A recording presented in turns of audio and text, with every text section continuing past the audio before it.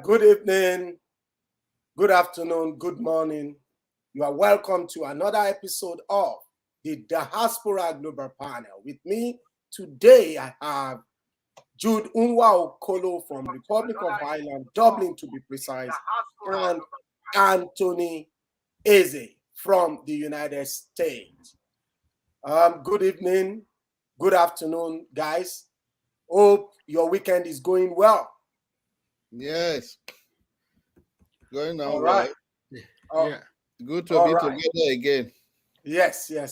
I'm really happy to be together with you again. I want to thank our viewers for staying tuned to today's wonderful episode that we have for you. Today we have a variety of topics that we want to cover. But before we proceed, we want to say a big, massive congratulations to Toby Amushan for breaking the world record and winning the gold medal in the 100 meters hurdles at the World Athletics Championship. We also want to say big congratulations to Ese Brume for a silver medal in the long jump event. We want to say we are proud of you and keep it going, our dear sisters. Yeah, what do you have to say to that, my fellow panelists?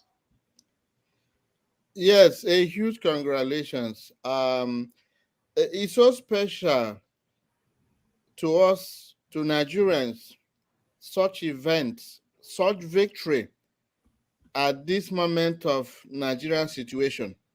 It brings a lot of joy that in absence of any other thing, that Nigerians are still where they are. It kind of lighten the mood of Nigerians. That if not for any other thing, there are areas where we still excel. Yeah, that is fantastic. And the feeling is mutual. The same thing here. Yeah, exactly. I would like to add, to be honest, I would like to add, I can see both of you, Kunle and Anthony Eze, you guys are pure Nigerians. You deserve a gold medal. The way you culturally represent our country, you don't need to go to Olympics for that.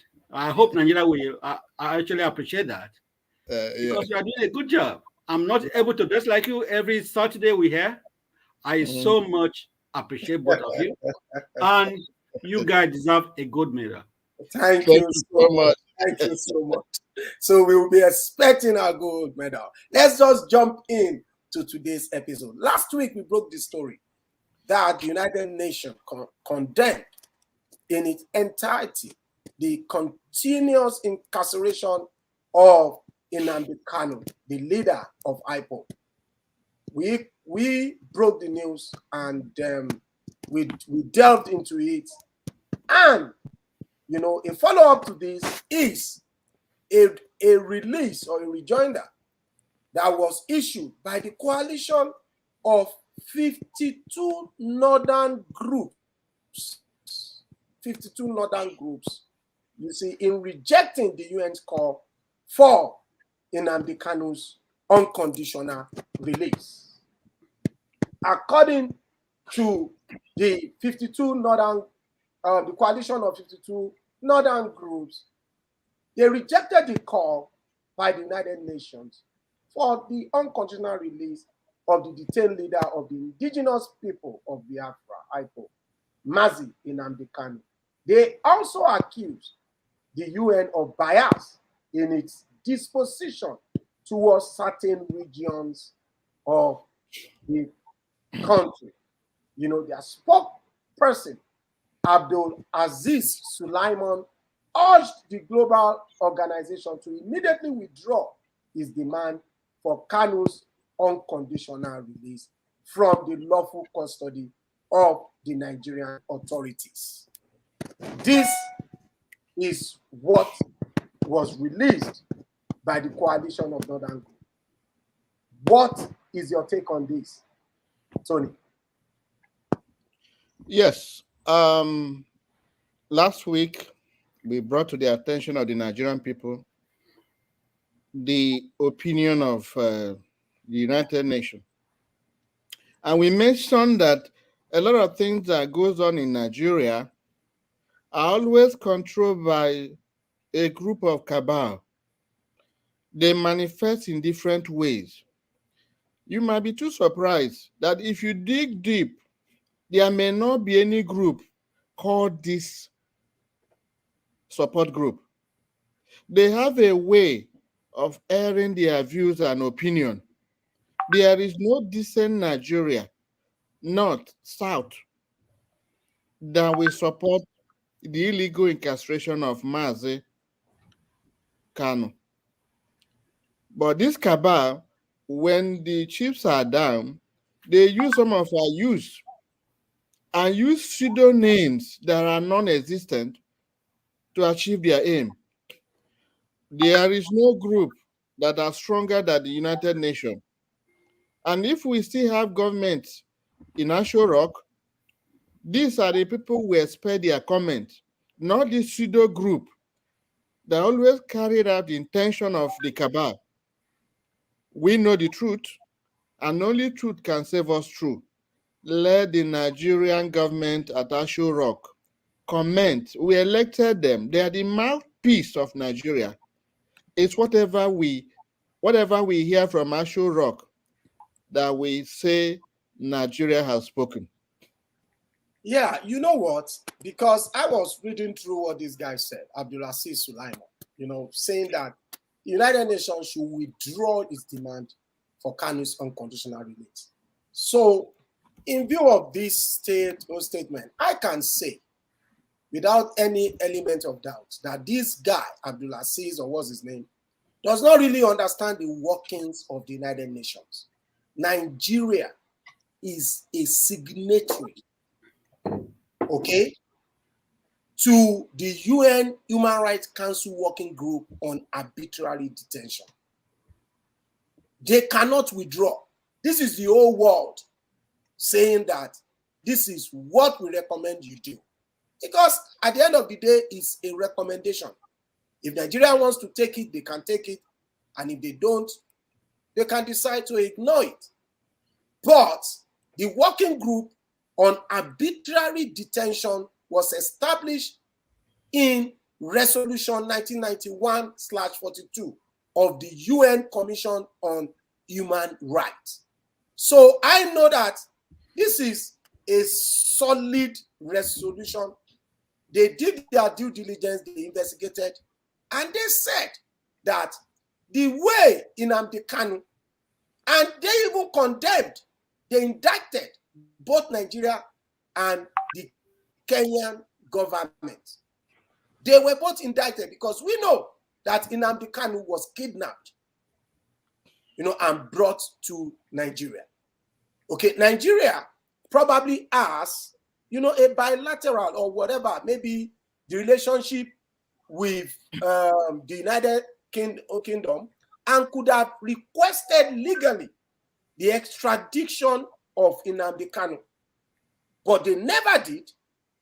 Nigeria chose to kidnap him from Kenya to Nigeria. I have to make my position clear. I am not saying Nnamdi Kanu is not guilty of whatever crime that has been alleged. I'm only saying that I go by what the United Nations resolution have done. They have done a more extensive research, and it's the whole world saying to the Nigerian government, unconditional release of Nnamdi Kanu. Jude, over to you. Well, it's so funny that we get people in Nigeria who can just say whatever they want to say, they say, because they have the mouth speed. Anyway, they have their own opinion, but they forget the fact that we are talking about United Nations, a union which we belong by signatory, by agreeing to agreement. It is not that they force us into the to be a UN member. It's an agreement made by bodies. Yes, thank you. And they have rules and regulations. You break the rule, you face the music, and no one is excluded. Even if it's America, even if it's Britain, if it is any country, no matter how big you are, you follow the rules. And these people who are saying this, they are not educated. They don't know the rules. When we say UN, they think, oh, people just say, like when we say, when Transparency International is trying to rate Nigeria, when they do something wrong, and they say, yeah, we rate you as not doing this, and so your rating is as falling. It is not done by human beings. It's not done by individual person. It is by law. It is by agreement, and it is by right of the unions to investigate every country who break their rules and act on it. And let me assure them that there are consequences. They did not even say releasing Nnamdi Kanu. They said there are consequences that follow it afterwards. So someone cannot be in Kaduna or in Zamfara or whatever he is and say, no, they are biased. We don't believe. You're just making a fuse out of nothing. The law has to be followed. Nigeria has to learn how to follow law, because we are the Nigerians. We don't follow law in Nigeria because our government don't follow law. And it's not normal. It is not normal. It is abnormal. The country have to teach Nigerians how to follow suit, how to follow law. Then the people in the country will as well follow law.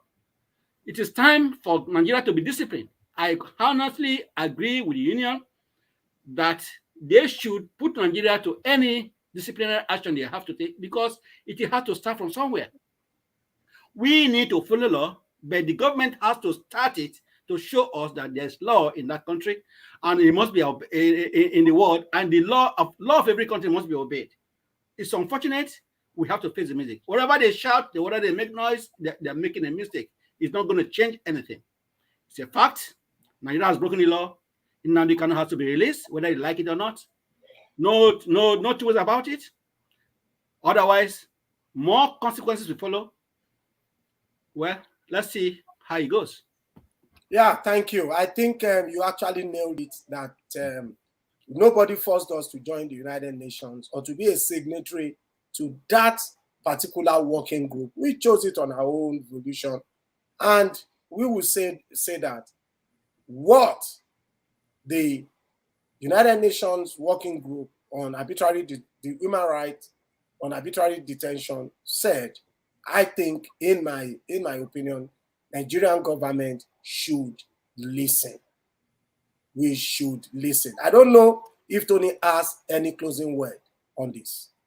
Yes, I think the United Nations, they should not pretend they don't know the Nigerian government and their antecedents.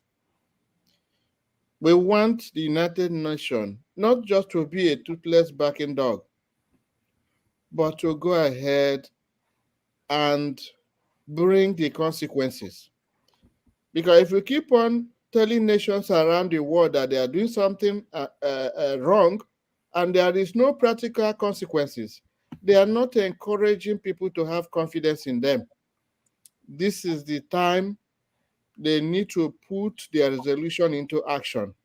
We are waiting to see how they follow up. Yes, we are waiting to see how this play out. So let's just wait. Yeah, let's move on to our next story, our next discussion.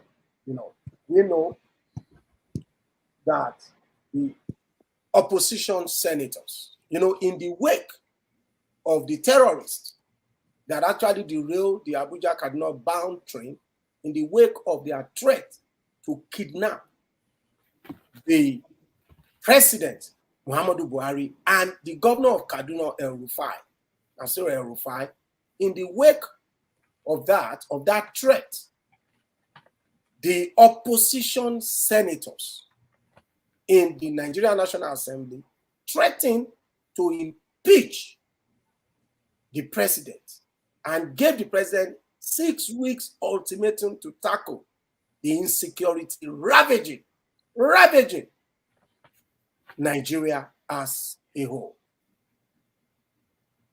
And I read it, not long ago, that even their colleagues in the House of Representatives they have also joined that threat, and they have joined their counterparts in the Senate to issue this 6 weeks ultimatum. But before we discuss even the ultimatum, let us discuss, the terrorists that threatened to kidnap President Buhari and El-Rufai. And the terrorists, they released a fresh video and vowed to sell and kill the remaining captives if their demands are not met. They flogged the remaining captives, and we could see in the video how they were crying, wailing due to severe pain. And they reiterated that this is their message to the Nigerian government. Just as we, the people, have seen the people they kidnap go through hell. They said that our leaders, our senators, governors will come before them. These people, they are bold. My brothers, they are bold. Please, because I don't even know what to say. Because these people, they are talking authoritatively as if nothing will happen. And we also spoke about this about a couple of weeks ago. Because let's just think about the audacity of these people. Why not when a community in one of the northern communities decided to give one of the notorious terrorists in the area, they gave the guy a chieftaincy title. Are we not cowing to the demands of these terrorists? Please, let me start with Jude to just know, what do you think about this threat? About this, these terrorists, talking so boldly about their intention to kidnap President Muhammadu Buhari and El-Rufai. let's start from the beginning. Who is the terrorist? Where are they? Where are the authorities? Where's the president? Where's the security in Nigeria? How long has it been going on? How long have we been hearing this? And when is it going to stop? We don't know. The president is the commander-in-chief of the armed forces, who every security agency in Nigeria reports to every morning. In fact, every minute, whatever goes on in Nigeria, come back to him because he is the commander-in-chief of security. Is the president, do we have a president in Nigeria? If we do have a president in Nigeria, is he asleep or is he just watching cartoons? We have to ask ourselves. It's not today. It's been going on for years. And to crown it all, we have the lawmakers sitting down in the office in Abuja, collecting money without thinking about impeaching him and letting him go. It is disheartening. You know why they are raising all this? They are scared one of them or two of them, three of them will be kidnapped soon. Because if the president can be warned that they're going to pick him up, tell me, who is the senator? They will pick him up in a second. So now they are raising alarm because, first of all, there was a military checkpoint in the north that the terrorists attacked. In that area, in a month, they have attacked 3 checkpoints. Three areas in that area in Niger State have been attacked by terrorist organizations. They are moving into Abuja, and now everybody's at alarm. The senators don't know where to do other than to say, now the minority leaders want to impeach the president. Where have they been for a long time? It is disheartening, and let me tell you, we are not sure of 2023 because these guys are powerful. We don't know their power. We don't know why the president is just keeping mute. We don't know what is happening. And to crown it all, the chief security advisor, what is his name, Babagana Monguru Yes. raised an alarm that, well, they don't know, they have done everything and they don't know what to do yet. Now the security of Nigeria depends on we citizens of Nigeria to I don't know what they're talking about. And they have actually agreed and they have surrendered. They said, no, we have done everything we can to secure the country and we don't know what else to do. And yet the president is sitting down in the office. It is alarming and it is disgraceful for a country, Nigeria. Disgraceful. The president is supposed to have packed his load and go back home. And if he refused to go home, he would have been impeached for a long time. But let me tell you one thing. They will see it because they are coming after them. They are coming after them. They are not going to run anywhere. What is good for the geese is good for the gander. They are not running anywhere. They're going to get them, including the president of Nigeria. But my advice for him is to quit the office, pack his load, go home, resign. No time to mark time anymore. Time is over. He has to leave. But if he refuses to leave, they will get him on. What you just said now is loaded. It's loaded, a cannon loaded with a lot of intricacies. But I must say, on the Diaspora Global Panel, we are not praying for the terrorists to have their way in Nigeria. We are not praying for President Muhammadu Buhari to be hot or to be whatever. I know that Jude is just, how do I say, Jude is just concerned. He's deeply concerned and is expressing his mind. You know, I must say, Jude, because we keep saying the president should resign, but I differ. I don't think the president should resign. He has about a year or less than a year left. Let him see his tenure. Let's see. We can't say. Maybe. Sorry, Dr. Kule. Sorry, please. Maybe. I have to come into this. No, please. Please. Let me say something here. Okay. Please. Just give me that 1 minute. If the prime minister, you have all the minutes you want. If the prime minister of Britain, of UK, should be attacked for even having a party during the COVID, someone who suffered COVID, and he took it, they used him until they finally got him out of the office. The security of the country, as is seen in the constitution of Nigeria, is binding on the president to secure the country. How many people have died in Nigeria? It's a bigger offense. In fact, it's not pardonable.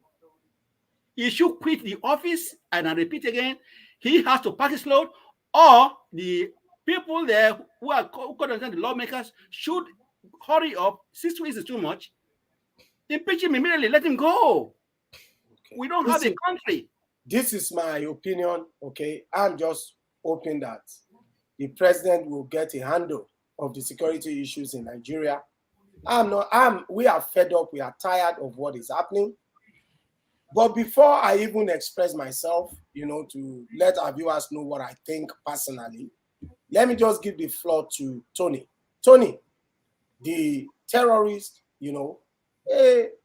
kind of threatened the president and the governor of Kaduna, El-Rufai. And I know that, the presidential system of governance that we operate in Nigeria and the three, levels of government has given us the National Assembly. And we know that the senators and the House of Rep, they have done their bit. They have given the government 2 weeks ultimatum. We will talk about that because it's going to be a separate topic. But let's just dwell on this. What is your take on the audacity and the boldness of these terrorists in threatening the president of the Federal Republic of Nigeria? Thank you, Kunle. There is always a popular proverb. When you see a bird dancing on the street, the people who are beating the drum are spiritually inside the bush. The terrorists you are dealing with are government insiders. They are fully aware of the status of the present government. They are aware that there is no police, there is no army. All these political groups, all the division of the military, are all headed by Northerners. So they have nothing to fear. Any person being surprised of such threat, the person is not living in reality, because a lot of things has passed and there is no repercussion. I don't want to be a sadist, but if those in power do not believe that Nigerians are being hunted every day, killed and kidnapped, Yes. I don't want to be a sadist, but it's good that they test it and discover that it's real, that nobody is pretending. No, can you say that again? To test what?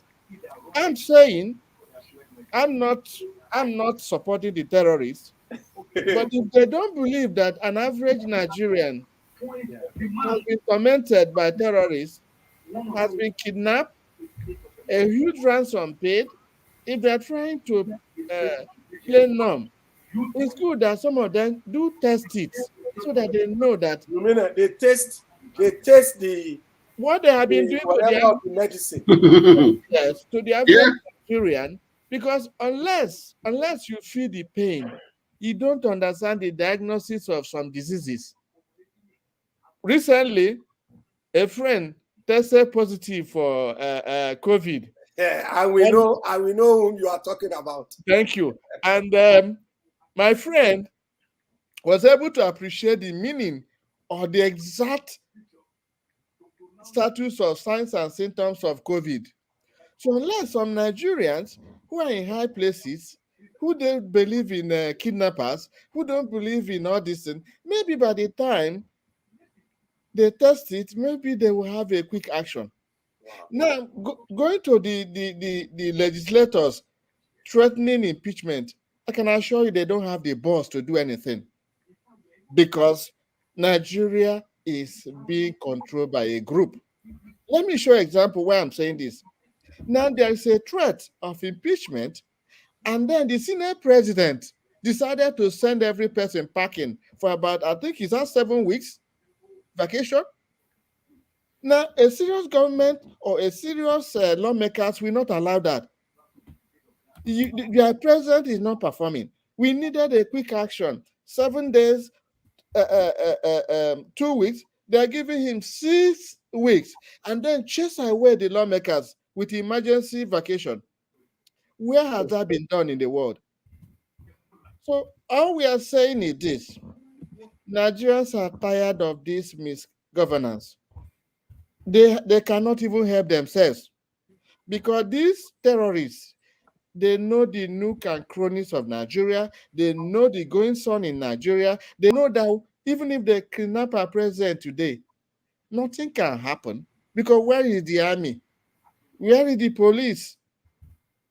One of the panelists here, Jude, said they have attacked military checkpoints, and nothing has been done. They kidnap people at the railway up north. They went to the prison. What has happened? So what will happen if they decide to kidnap? Is it not your army or the military or the police that are supposed to do the job of defense? Where are they? See, we don't know where we are going in Nigeria. That's why we are not calling for foreign military invasion in Nigeria. Just like the United Nations has started, we asked other world organizations that Nigeria belongs to come to our aid. We are like small kids who cannot help ourselves again. We need help. We want dialogue that will push Nigerian government to sit up and know that this cannot continue forever. Tony, sorry to cut you off here. Emergency meeting by National Security Council surrounded by generals were raised because of the attack the attack on the military checkpoint. They have to wait for that to happen before they have to raise a meeting. So that means they now found out that it's coming to them. After the meeting, what happened? No. Let us put it this way first. I will tell you one thing about it. When ordinary Nigerians were dying, being terrorized, nobody made any move. But when it comes that they are chasing them now, they are not trying to make a meeting. And to be honest with you, at the end of the meeting, they have no solution. You know what I mean? There's no solution. There's no red tape. There's nothing placed down. Say this is our the next action to take. So they are confused because these guys are fully armed, and we under ourselves the money Nigeria have been spending in defense. Where are the defensive mechanism we have in Nigeria for a terrorist to take over the country, start chasing the president, start chasing the governor? It comes to a point that do we still have a country? Are we in a war situation? Has this ever happened before in Nigeria? Let us go back to 50 years ago. Have we come to this kind of chaos since we had democracy in Nigeria? That's the point. It's alarming. It's like a joke, but we are in a state of war. Analysts have said that even when there was Biafran war, there was some states that they don't even experience the war. Same is still happening now. There are some states don't know what you are talking about, but we are nearly a point of war. Yeah. What's the difference? And we have a president sitting down, coming to address, saying nothing. Yeah. And our brothers in Nigeria are dying. Some don't have food. I mean, look at the dollar rate now, 710. It was 170 when he came in. Nigeria can't afford anything anymore. Yeah. There's no way. There's no way we can accommodate this guy called the president to stay on because it's going to cause an alarming situation Right. Yeah. Jude, you are just concurring that we are now helpless. I think that's the summary. So all we are saying is that even the senators cannot do anything. Because if they had the power to do anything, it would have been faster. They wouldn't have been sent in emergency vacation. And like you already pointed out, the advisor to the president said it all. They cannot do anything. They have accepted defeat. They are now depending on Nigerians who cannot defend themselves to send them information. Even when you provide the information they've received, tons of information they received, what did they use it for? So by and large, we are saying that all things being equal, every person should appreciate our helplessness. And that any world organization, be it economic or whatever, we are not asking for military intervention. We are asking for them to appreciate that their member, Nigeria, is in deep problem. Nigeria presently is being rated along Afghanistan, along countries that government has failed, along so many other countries that are in deep trouble. People are focusing on Ukraine. The problem we have in Nigeria is worse than Ukraine. Yeah. So all we are saying is that we need help. We cannot help ourselves. For these terrorists to come in, they are just confirming 100% that they know this is a failed state. We can operate and nothing will happen. That's just my submission. Oh, thank you, Tony. You see, this is my fear, and you kind of touched on it. You see, my fear is that the people in authority, the security apparatus, security agencies, I fear that they are taking this thing for granted. That they are taking this thing for granted. And I think it shouldn't. Because I think These terrorists are powerful. They are more powerful than we are imagining, their strength. And I don't want the government to take it lightly. I want them to really, really, and I'm being serious, to really, really, focus on this strength and ensure that they protect the lives and properties of the citizens of Nigeria. I share your sentiment, Tony, and I share your sentiment, Jude. But I know one thing. These terrorists, they are not working alone. They have their financiers. I remember I watched the BBC documentary on what is happening in the northern part of the country. And they interviewed one of the terrorists who said, we collected 60 million naira to release, that they requested for 250 million. But at the end of the day, the Nigerian government gave them 60 million naira. And the journalist asked him and said, what did you use the money for? 60 million. He said, we bought more ammunition. I tell you, the problem happening in Nigeria should not be taken with kids' blood. It's something that we need to be serious about. Everybody, we need to make sure that we are watching our back, because the threat posed by these terrorists should not be taken lightly. I don't know if you have any other thing in closing before we move to our final topic, which is, I know that Tony has touched it, briefly, to talk about the ultimatum given by the senators, the opposition senators in the Nigerian National Assembly, and the drama that ensued. If you have any closing remarks on the terrorist threat on our President Muhammadu Buhari, you can just go ahead. Yeah. I think Jude, your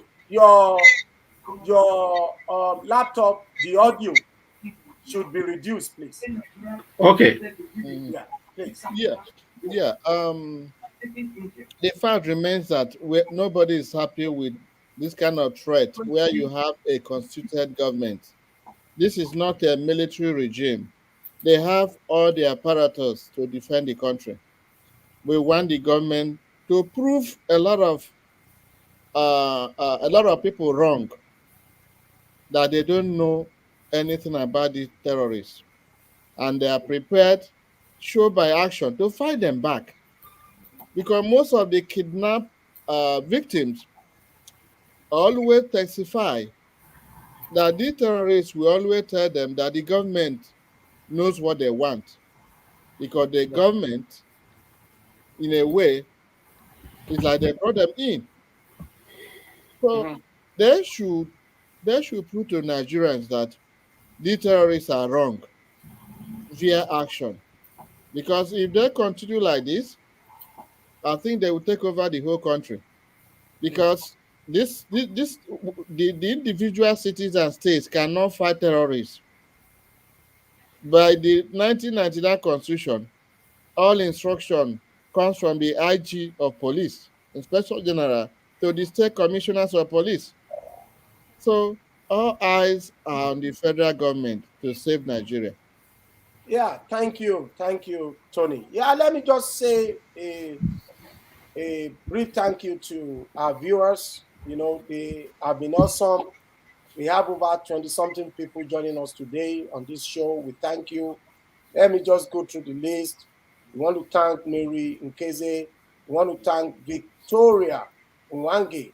We want to thank Mrs. Pat Odia Lawson for joining us, all from the Republic of Ireland. We want to thank Reverend Amos Adeniyi for joining us from Canada. We want to thank Kabiru Salau for joining us from Nigeria. Honorable Lai Shofolahan for joining us from Nigeria.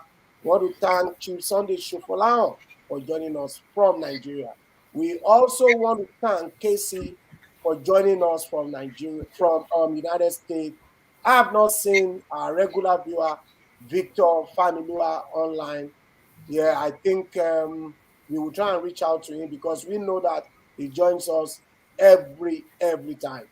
And we just want to say a big thank you to our viewers. I'm seeing Reverend Amos Adeniyi from Canada joining us today. We want to say a big thank you to you. We hope you will join us again as we try our best to, give another perspective to what is going on in our country, Nigeria.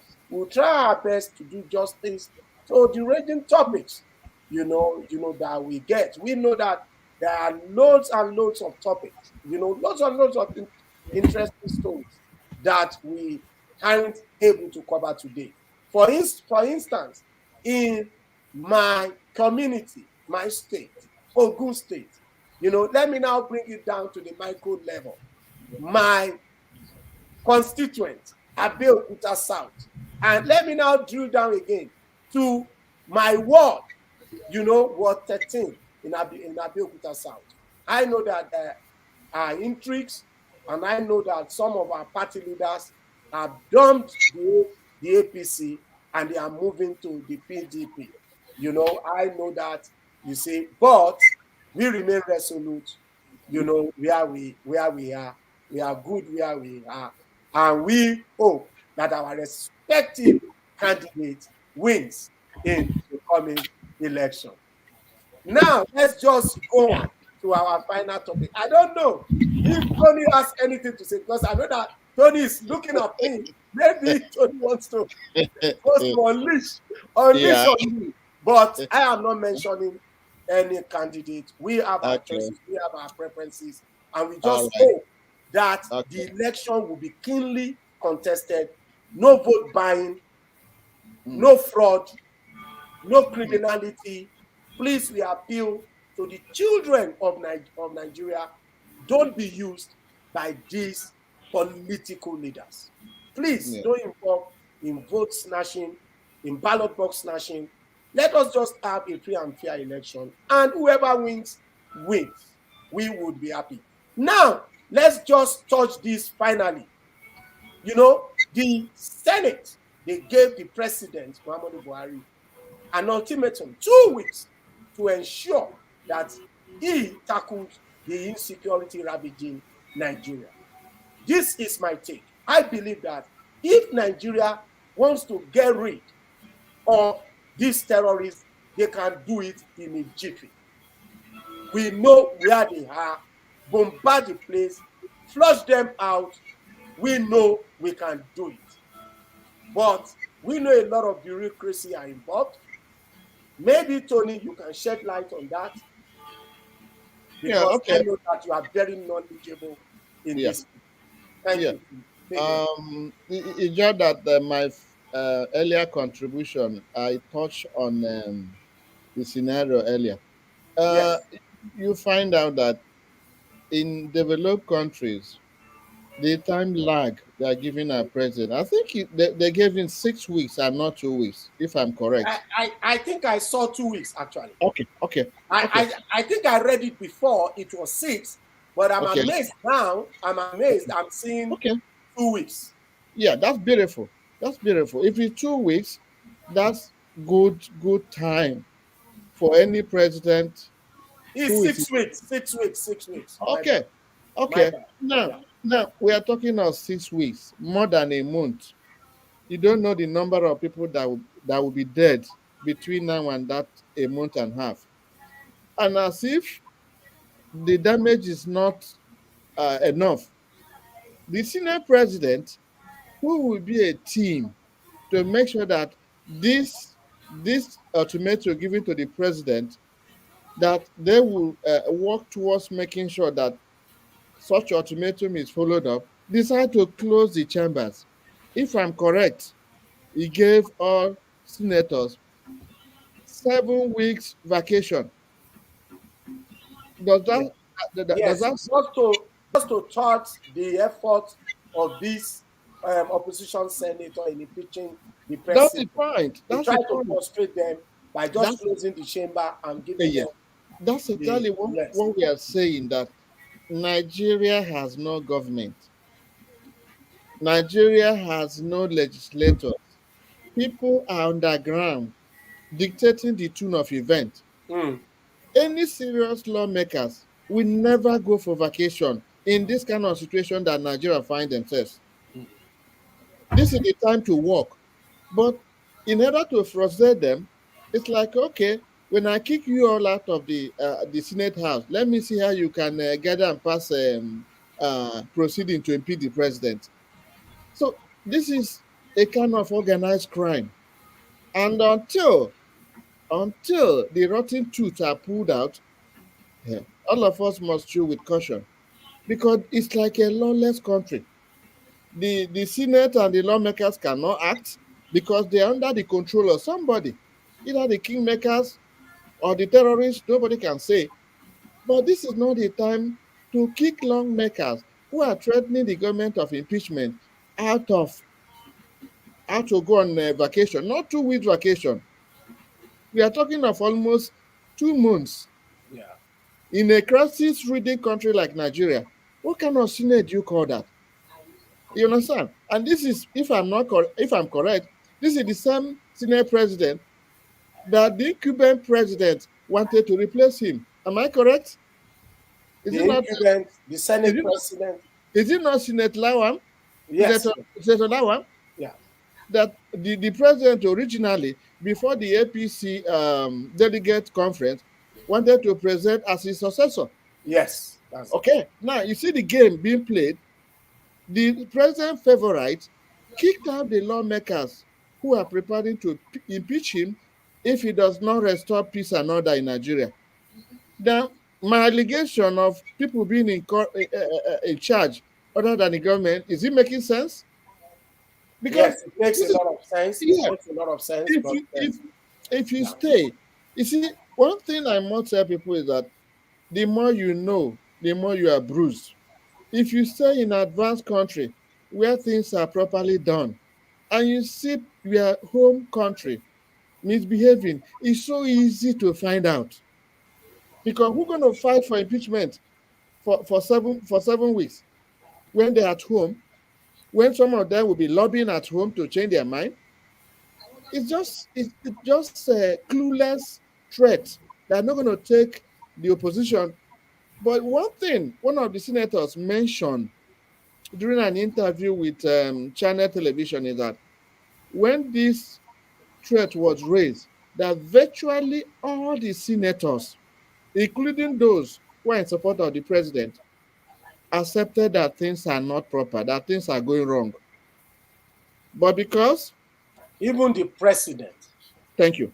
So accepts even, that yes, things are not going well. yes, but Nigeria is organized in such a way. That's why you and I here, unless Nigeria is changed for the better, even if you and I, who knows right and wrong in foreign country, if we go to Nigeria, we cannot perform, we cannot deliver, because there is a grand framework It will that is. even be difficult for us to Thank get you. the Yeah, opportunity to, thank because you. the system. Yes, Yes. even if you get the opportunity, you cannot perform. That's why most Nigerians say you don't know how to make noise. Even when we give you opportunity, you cannot perform. You But cannot they perform. don't understand that the constitution you have, and then the cabal on the ground, if you don't follow their dictates, it's either you are kicked out or one crime will be hung on your head and you'll be pushed aside. You see, so what we are saying is that Nigeria needs serious restructuring. And once we restructure and the power does not revolve so big from the center, Nigeria will be a better place. These people who are acting, somebody is giving them instruction. They must follow or they lose their job. Mm.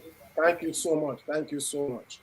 Thank you so much for that. And I share your sentiment. And it's, for me, you say, I just have to say that God will deliver us from these problems that we are having especially in the northern part of the country. We have two stories that we just want to touch briefly. Jude, do not mind. I'm going to move on. You broke this story about the police, the cop that was boasting and bragging, or was it Tony that was bragging, boasting, and justifying bribery and corruption, especially on our roads, Right. by the Nigerian police. And there is this popular video on social media. I think, the guy thought he was just having Fun. a genuine discussion with his victim, and was, so comfortable boasting, saying that bribery, he can take money, he can do this, blah, blah, blah. And we want to break it to our viewers that, yes, the police force have finally, gotten rid of this corrupt cop. The Nigerian police force, actually suspended this police guy. So when we talk about the Nigerian police, we know that there are still a lot to be done, but I must say that kudos to them for what they have done in the case of this guy. Tony, I don't know whether you want to dwell too much on this because our time is fast spent. Yeah. Just briefly. I don't know if you want to dwell on it or I just move. Just briefly so that we move on. All right. One word, we commend the police for living up to expectation. Yeah. But where we are worried is that they always punish the lower people. Yeah. We need to start somewhere, we agree. Yes. But if the police force want us to believe that becoming real, their war against indiscipline must spread to all layers of the police. Yes, and all layers of government. Yes, because we know that bribery and corruption is ravaging all sectors of the Nigerian economy. Recently, we heard in one of our episodes of the Accountant General being accused of billions. Where is the story? Yes, has died down naturally. Yes, many of these people in high places, they are untouchable. They are sacred cows. When they commit a crime, we overlook it because they are untouchable. Yeah, but the Nigerian authority woman, the chairman that stole billions. All of them is gone now. The story is. Because they belong to the untouchables. But now the police, we thank them. But please, let's spread the net. You should not have those sacred cows. Then we will appreciate that you are now real. Yes, thank you so much. Yes, let's just briefly touch on this story. The story of Kashim Shettima, who is the vice presidential candidate of the APC. This video came out where he said, to hell with restructuring. Don't excuse my language. And that news story was being flashed, but I listened to the full speech. But before I tell you my opinion, let me just hear from Jude Shettima, who said, to hell with restructuring. Sorry, Dr. Kunle. It's unfortunate that the vice presidential candidate to be our aspiring vice president of the country for the next 4 years does not understand the meaning of restructuring. He understands, but he's just saying to hell with it. No, he has no clue because I listened to him and he made a point that all he wants is let them have job. Yes, let them have job, good education and whatever. And that they will forget about all this education for restructuring. Yeah, he doesn't understand. He's trying to say, let's put in place good governance. Yeah. That in the presence of good governance, that people will not be clamoring for restructuring. Right. That is why I said. And I think it makes sense. To some of us, it makes sense. To some of us, it makes Eh? sense. Okay, But let's hear from Tony. If you say it makes sense to some of us, Yeah. and Tony differs a bit, let's hear from Tony. okay, Tony, let's hear from you. Okay. It doesn't make sense Okay. because he's a beneficiary of the looting from the status where we are now. He doesn't understand why 68 items should be in the exclusive list, whereby the center control everything. 16 items in what sense? Can you just break it down for our viewers? No, there are items in the constitution that only the center can handle. Yeah. So Okay. for example, the police. Yeah. Okay. Yeah, for our viewers. Whatever happens in any of the states, defense. Yes. Whatever happens in any of the states, take for example Ogun State. Okay, if there is a crime in Ogun State like what they did in Norway, somewhere in Ondo State, yeah, the chief security officer of the state is the governor. Yeah, he can't order the police. He cannot order the police. He has to call. He has to call. He has to call. Yes, he has to Abuja call. will have to send signal. Oh my God. Thank you. So that Anyway, I'm saying, say like Ogun State and Ondo State, if this happened in Owo, okay, the aspiring vice president doesn't understand that. That what we are saying is that we are not talking about how the masses benefit from government or anything, but let's put things in their perspective. Before you talk of Nigerians enjoy, they have to stay alive to enjoy. They are killing them unless we get authorization from the IG, who interestingly is a northerner. Nothing will happen in the southern states.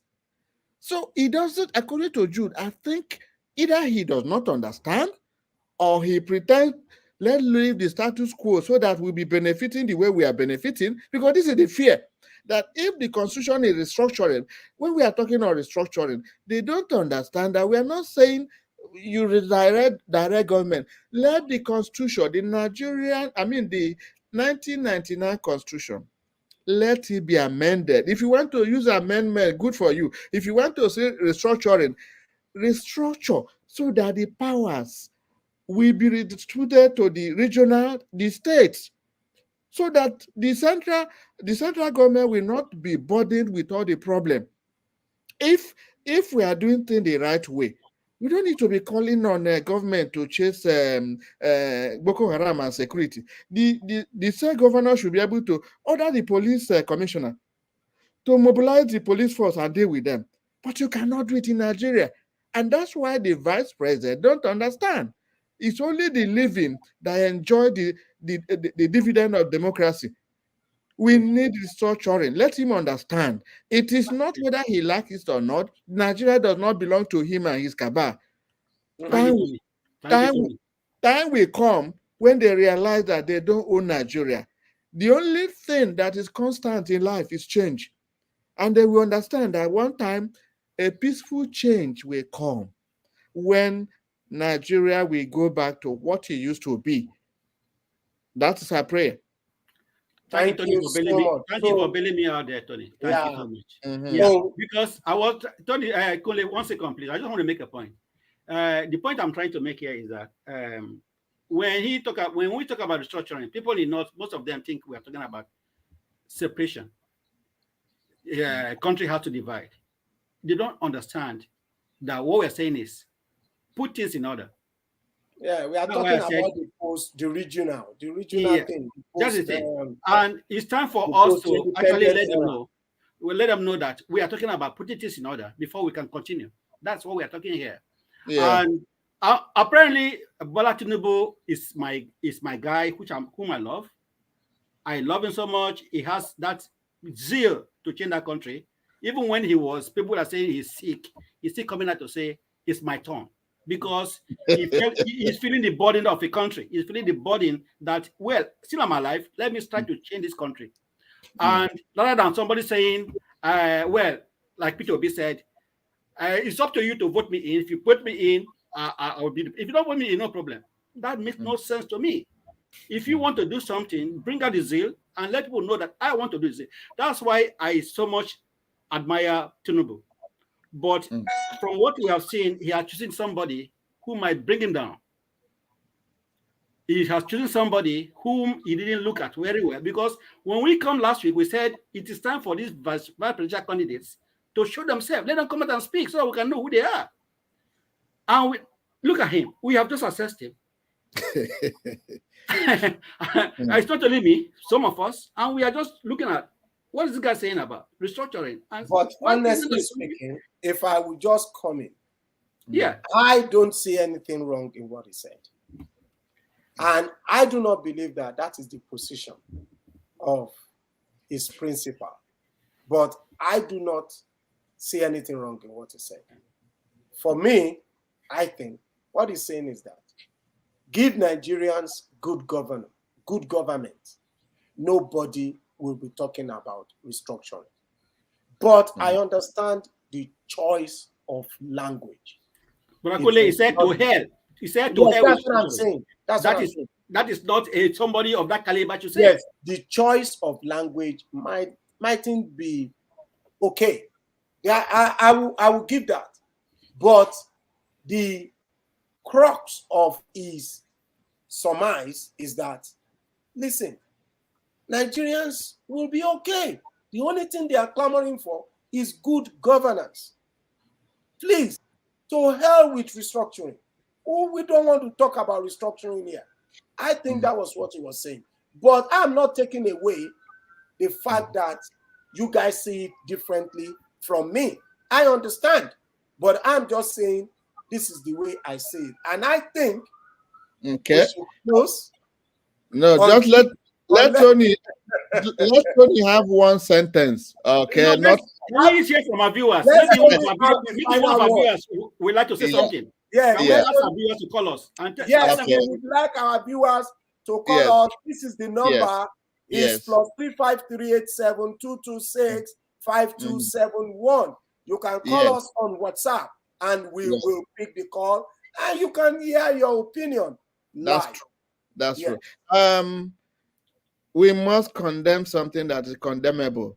Whoever knows the history of this aspiring vice president, you need to listen to his episode in China television on his defense of Tinubu.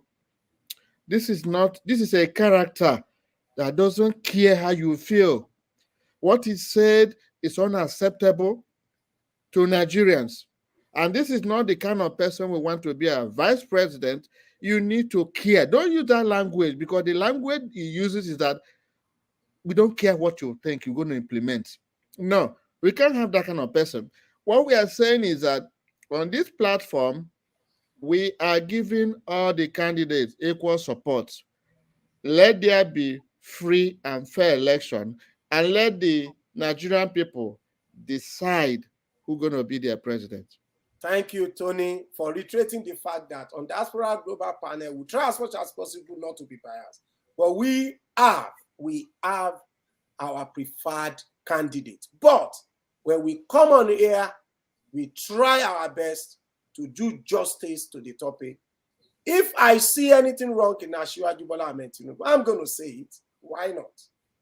So for me, we have our preferred candidate. However, when we come online, we try to say the truth, the whole truth, and nothing but the truth. Amen. Yes, you want to say something? No, I said amen. Amen. Amen. So for me, I want to say a big thank you to Anthony Eze from the United States, Dr. Anthony Eze from the United States, Jude Unwa Okolo from Republic of Ireland, and I am from Canada, or Lakunle Lemboe, shuttling between Canada and Nigeria. So we want to say a big thank you to our viewers. Honorable Lai Shofolaron from Nigeria, Chief Sunday Shofolaron from Nigeria, Kabir Salau from Nigeria, Casey from the United States, Victoria Nwange from Ireland, Mary Nkeze from Ireland, Mrs. Pat Odia Lawson from Ireland, Unwa Ikene from Ireland, Reverend Amos Adeniyi from Canada. I want to say a big massive thank you to you. And I will not forget Honorable Razak Bankole from Nigeria as well, for joining us today. We want to say a big thank you to you. We hope to see you again next week. Please give us a like and please subscribe to our channel. Thank you. See you again next week.